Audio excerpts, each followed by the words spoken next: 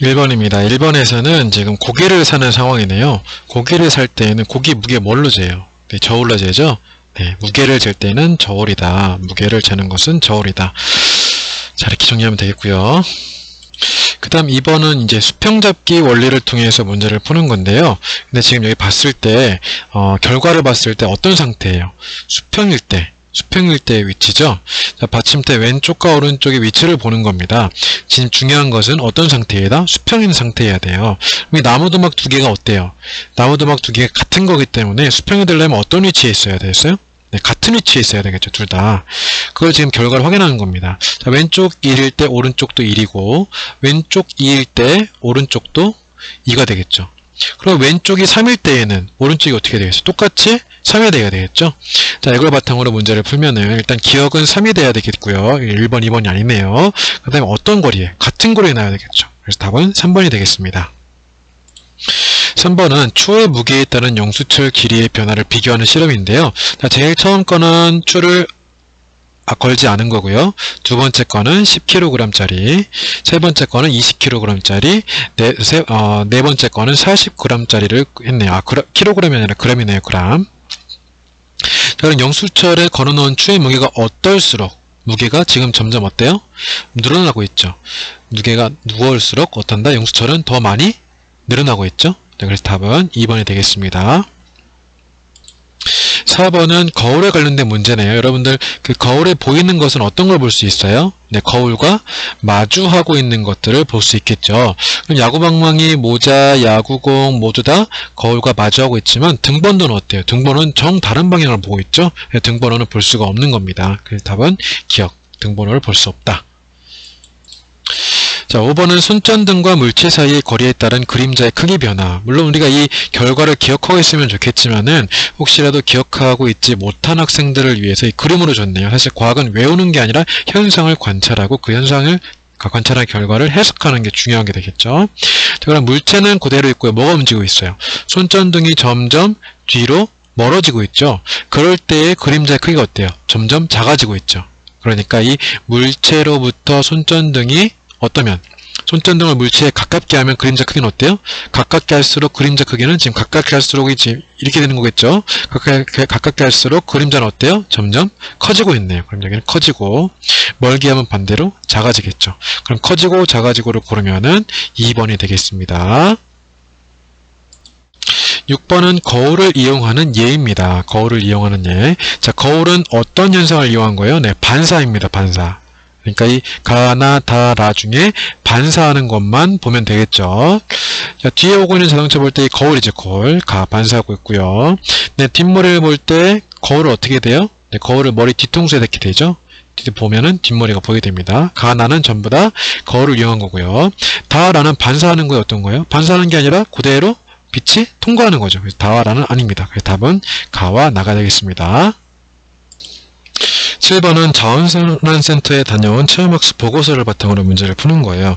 그러니까 지금 철캔이랑 알루미늄 캔을 분류하는 건데요. 여러분들 이걸 굳이 다 읽을 필요는 없습니다. 그냥 딱 그림을 봤을 때 어떤 거를 물어보고 있는지만 파악하면 되겠죠. 그럼 철과 알루미늄 구분할 때 어떻게 해요? 뭘 이용하죠? 네, 자석. 철은 자석에 붙고 알루미늄 캔은 붙지 않아가지고 그 성질을 이용해서 둘을 분류하는 겁니다. 여러분들 8번 혼합물의 예, 혼합물 좀 이거 헷갈릴 수 있는데요. 이 혼합물은요, 일단 섞인 거예요. 섞인 건데 그냥 섞인 게 아니라 각각의 성질을 유지해야 됩니다. 그러면 즉 1번 콩보리 좁쌀 섞었을 때 뭐 변화 있나요? 없네요. 얼음 위에 팥과 과일을 올린 팥빙수. 얼음 그대로 있고 팥, 과일 그대로 있죠. 자, 김밥도 역시 김밥, 달걀, 당근, 단무지 그대로 있습니다. 하지만 뜨거운 물과 차가운 물을 섞으면 각각의 성질이 그대로 유지되는 게 아니라 어떻게 돼요? 미지근해져 버리죠. 그래서 혼합물이 되지 않습니다. 그래서 8번의 답은 4번입니다. 9번도 이제 혼합물을 분리하는 건데요. 자, 분리를 어떻게 하는, 무엇과 무엇을 분리하는 거예요? 소금과 모래를 분리하는 거네요. 이 소금과 모래를 분리했을 때 어떻게 해요? 물에 녹였대요. 그랬는데 소금물은 빠져나갔고 모래만 남아있다. 그러면 소금과 모래, 어떤 성질을 이용한 거죠? 물에 녹는 성질이죠. 소금은 물에 녹지만은 모래는 물에 녹지 않기 때문에 두 개가 분리가 되는 거겠죠. 10번은 물을 가열할 때 비커 속에서 일어나는 변화입니다. 물의 양이 점점 많아지나요? 아니죠. 오히려 점점 줄어듭니다. 왜냐하면 가열하면 이렇게 수증기가 날아가니까요. 그래서 답이 1번이 되겠습니다. 나머지 작은 기포가 조금씩 생긴다거나 큰 기포가 연속해서 많이 생긴다거나 기포가 올라와 터지면서 물표현이 울퉁불퉁이다. 이거 전부 다 관찰할 수 있는 현상이죠. 그래서 답은 1번입니다. 11번은 이 차가운 물체를 놨을 때 변화를 관찰하는 건데요. 여러분들 그 얼렸던 아이스크림 꺼내면 어떻게 돼요? 표면이 점점 표면이 점점 하얘지죠. 그 하얘지는 게 뭐냐면 공기 중에 있던 수증기가 이 차가운 물질에 닿으면은 이렇게 얼어가지고 이렇게 달라붙게 되는 거예요. 이 결과도 마찬가지네요. 처음에 꺼내놨을 때는 무게가 220.9g이었지만은 5분 후에 어때요? 무게가 더 늘어났죠. 이게 뭐가 되는 거예요? 이 표면에 이 수증기들이 달라붙으면서 얼어붙어가지고 점점 무게가 늘어나게 되는 거겠죠. 자, 5분 후 컵 표면에 물방울이 맺히나요? 네, 맺히겠죠. 차가운 거에는 수분이 달라붙으니까요. O 맞고요. 무게가 처음보다 더 무거워졌죠. 이 현상을 모른다 하더라도 지금 이 수치가 있기 때문에 맞다는 걸 알 수 있습니다. 답은 1번입니다. 12번도 역시 물이 얼 때의 현상을 관찰하는 건데요. 자, 부피 어때요? 물이 얼 때에는 부피가 더 늘어나죠. 그걸 바탕으로 문제를 풀면 되겠습니다. 자, 부피가 늘어난 게 어떤 게 있냐 보니까 지금 3번과 4번이네. 1번, 2번 아니고요. 그럼 지금 여기 늘어나는데 늘어났다고 해야지 줄어든다면 당연히 안 되겠죠. 그래서 답이 3번입니다. 자, 여러분들 이 얼었을 때 부피가 느는 거를 헷갈리는 사람들은 여러분들 이렇게 물이 이렇게 있어요. 물에다가 얼음을 넣으면 어떻게 되죠? 얼음이 가라앉나요? 아니죠. 이 얼음이 이렇게 위에 뜹니다. 왜냐하면 똑같은 양이지만은 부피가 늘어났기 때문에 가벼워진 거예요. 가벼운 물이 뜨는 겁니다. 다음 13번은 물의 상태 변화입니다. 물이 가만히 있지 않아요. 물이 이렇게 강물로 있다가도 수증기가 되어서 이렇게 하늘로 올라가고요. 그 수증기가 모이면은 구름이 되겠죠. 계속 모이다 보면 구름이 커져요. 그리고 계속 커지다 보면 무거워져서 빗물로 떨어지죠. 그럴 때 역시 또 강물로 들어가요. 일부는 지하수로 가기도 하고요. 계속 반복이 되고 있습니다. 물의 상태 변화, 자연 속에서는 이렇게 변한다. 물의 상태가 변하면서 1번, 2번 변하면서 여러 곳을 이동한다.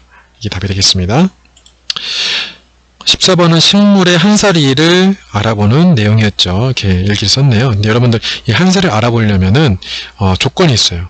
보편적이면서도 쉽게 구할 수 있는 이 원칙이 있거든요. 이 원칙을 가지고 보겠습니다. 가격이 비싸면 되겠어요? 안 되겠어요? 네, 비싸면 안 됩니다. 너무 비싼 거는 안 좋고요. 한사리 기간이 2, 3년이면 어때요? 너무 길죠? 우리가 지금 1년 동안 배워야 되는데 2년, 3년이 돼버리면 1년 안에 현상을 보기가 어렵겠죠? 그래서 우리 주변에 잘 볼 수 있어야 되고요. 자, 여기 정확한 내용 나왔네요. 짧은 기간에 잎, 줄기, 꽃, 열매 등을 관찰하기 쉬운, 그래서 한 해살이 식물로 관찰을 하는 겁니다. 바로 다음 문제로 한 해살이 식물이라는 게 나왔네요. 한 해라는 게 뭐예요? 한 해, 1년이죠, 1년.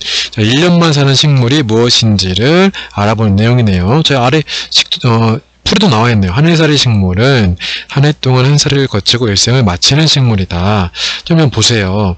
감나무, 1년만 따먹고 베어버리나요? 아니죠. 사과도 마찬가지 계속 열리고 따고 열리고 따고 합니다. 개나리, 여러분들 봄마다 개나리 꽃 피는 거 봤을 거예요. 그 위치가 바뀌나요? 작년에 핀 곳에 별다른 문제가 없다면 또다시 피거든요. 근데 벼는 어때요? 벼는 가을에 추수할 때 농기계로 다 베어버리죠. 그런 것처럼 벼는 한 해살이 식물이 되겠습니다. 16번은 식물이 자라는 데 필요한 조건을 알아보는 거예요. 뭐 길게 볼 필요 없이 그림만 보면 되겠습니다. 한쪽은 물을 주고 한쪽은 물을 주지 않아요. 그러면 이 변화된 요인이 뭐예요? 물이죠. 그래서 답이 1번이 되겠습니다.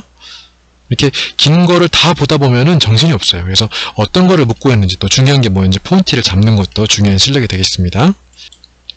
17번은 선인장에 대한 내용입니다. 선인장 특징이 뭐예요? 가시, 그리고 통통한 줄기가 되겠죠. 줄기. 자, 가시는 지금 잎이 변해서 진화해서 가시가 된 거예요. 왜냐하면 사막은 물이 없으니까요. 그래서 날아가는 물의 양을 최소화하고 흡수한 물을 어때요? 줄기에다가 최대한 저장하기 때문에 통통하게 되겠죠. 이걸 바탕으로 풀면 되겠습니다. 자, 그래서 1번 잎이 초록색인 잎이라는 게 없어요. 가시죠. 물 위에 떠서잖아요. 사막에 물이 없어요. 자, 굵은 줄기에 물을 저장하는 게 답이 3번이 되겠죠. 입자로? 없어. 잎 자체가 없다니까요.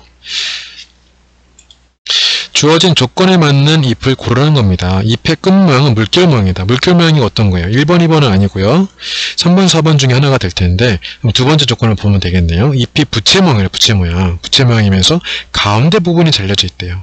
자, 부채 모양이면서 가운데 부분 잘려있는 거 은행나무가 되겠죠. 지금 얘는 여기 잘려있는 부분이 가운데가 아니라 지금 양쪽 대칭으로 되어 있습니다. 자, 독고말이면 독고말이 이게 특징이 뭐예요? 갈고리처럼 끝이 휘어져 있기 때문에 쉽게 붙어요. 사람이 이걸 보고 뭘 만들었다? 찍찍이 테이프, 즉 벨크로를 만들었죠. 그런데 날개가 하나뿐인 선풍기가 이 독고말의 성질을 반영한 건가요? 이 선풍기랑 독고말이는 딱히 연결이 되지 않네요. 그래서 답은 희수 4번이 되겠습니다. 그 다음 화석이네요. 화석. 여러분들 화석이라는 것은 어떤 자국들이 딱딱하게 굳어진 걸 얘기하는 거예요. 그런데 여기서 물어보는 건 뭐예요? 동물이죠, 동물. 자, 신발 자국 동물 아니네요. 나뭇잎 동물 아니에요. 물고기, 삼엽충 전부 다 동물이죠. 그래서 답은 다라 3번이 되겠습니다. 퇴저감 관찰 기록장입니다. 퇴저감이 이암, 사암, 여감에 있는데 지금 차이점이 뭐예요? 전부 다 알갱이에 대한 차이점이죠. 이암은 매우 작고요. 사암은 모래 정도이고요. 여감은 굵은 자갈입니다. 그래서 퇴저감은 종류에 따라 무엇이 달라요?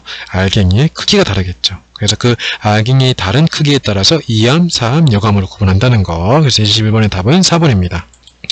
자, 22번은 지층에 관련된 문제네요. 지층. 한 가지 보겠습니다. 층이 구부러져 있어요. 자, 이 어떤 것만 돼 있나요? 지금 왼쪽만 구부러져 있고 얘는 끊어져 있네요. 반듯하면서. 모든 층의 두께가 같나요? 딱 봐도 두께가 다 달라요. 두꺼운 것도 있고 얇은 것도 있네요. 그래서 2번은 아닙니다. 층이 끊어져 어긋나 있다. 그거는 오른쪽만 해당되겠죠? 그래서 둘 다 해당되는 것은 4번. 여러 개의 층으로 이루어져 있다. 답이 4번이 되겠습니다. 23번은 화산 불출 모형 실험과 관련된 내용이네요. 여기서 우리는 관찰할 수 있는 게 이 피어오르는 연기와 피어오르는 연기, 흐르는 마시멜로예요. 여러분 흐르는 마시멜로는 뭐가 되겠어요? 흐르는 마시멜로는 용암이 되겠죠. 용암. 피어오르는 연기는 뭐가 되겠어요? 이게 좀 헷갈릴 수 있는데 가스가 될 수 있고 재가 될 수도 있어요. 왜냐하면 이 재는 가벼워서 가스에 포함돼서 나와 있거든요. 그럼 이걸 바탕으로 보겠어요. 피어오르는 연기 용암인가요? 아니죠. 피어오르는 연기 화산가스 2번이 되겠네요. 자, 흐르는 마시멜로는 아까 뭐라 했어요? 용암이라고 했으니까 화산재 아니네요. 화산의 암석적 뜻이 아닙니다. 그래서 답은 2번이 되겠습니다. 24번은 이 화산활동으로 생긴 현무암과 화강암을 비교하는 거예요. 자, 여러분들 이렇게 문제의 인쇄 상태가 좀 좋지 않아서 좀 헷갈릴 수 있는데 여기서는 정확히 보이네요. 자, 색깔이 다 어둡다. 무엇에 대한 내용이? 현무암에 대한 내용을 고르는 거예요. 자, 색깔이 더 어둡네요. 알갱이 크기 어때요? 지금 여기는 알갱이 크기 볼 수 있나요? 볼 수가 없네요. 하지만 화강암에서 이렇게 점점점 알갱이가 보이죠? 그래서 화강암의 알갱이 크기가 더 큰 거예요. 니은 아닙니다. 자, 밝은 바탕에 검은색 알갱이 있는 것은 화강암이죠. 현무암 아니고요. 표면에 크고 작은 구멍이 뚫려 있네요. 현무암에. 그래서 답은 기억 리얼 2번이 되겠습니다. 25번 지진 발생했을 때 어떻게 해야 되나요? 역시 한 가지 보겠습니다. 계단 대신 승강기를 이용하여 대피한다. 여러분 승강 엘리베이터 멈추면 어떻게 해요? 갇히는 거죠. 꼼짝없이. 그래서 위험합니다. 불날 때도 마찬가지로 계단을 이용해야 됩니다. 자, 가스밸브를 열어야 되나요? 닫아야 됩니다. 가스가 새면은 훨씬 더 위험한 상황이 있을 수 있으니까요. 자, 교실에 책상 위에 올라가면 머리가 보호되나요? 떨어지는 것들 맞을 수 있습니다. 그래서 책상 아래로 들어가야 됩니다. 4번 건물 밖에서는 머리를 보호하고 건물로부터 떨어진다. 왜냐하면 건물이 무너지면서 피해를 입을 수 있으니까요. 그래서 이번에 지진에 관련돼서는 행동대책 4번이 맞는 게 되겠습니다.